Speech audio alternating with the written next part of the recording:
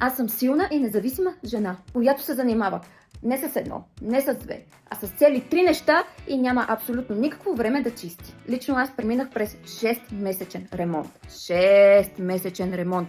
Беше ходене по мъките, с майсторите, напред-назад. Цапат, хвърлят, всички знаем какво правят майсторите и след това не си чистят след себе си.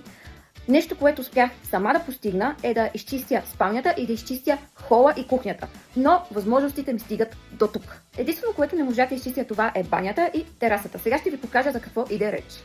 Мръсотия, бактерии и остатъци от майстора. Направо ми се плаче, а вижте само терасата. Пълна трагедия. Материали, фасове, мръсотия. Майсторът ми каза, че не е длъжен да чисти след себе си и остави пълна мизерия.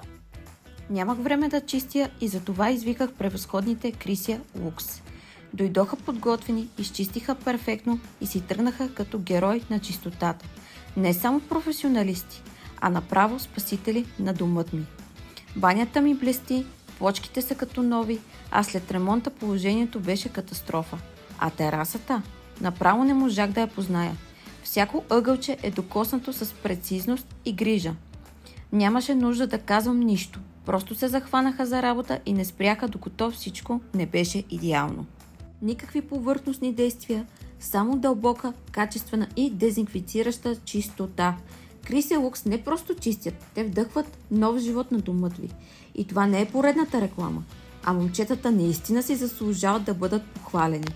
Много се постараха. Искам да благодаря на превъзходните Крисия Лукс за това, че върнаха блясъка в банята и на терасата ми. И забравих да ви кажа, че ако имате нужда от професионално почистване, от точност и прецизност, тогава се свържете с професионална почистваща фирма Крисия Лукс. Не се колебайте да се свържете с тях, обадете им се и аз съм сигурна, че ще се влюбите в резултатите, както аз се влюбих.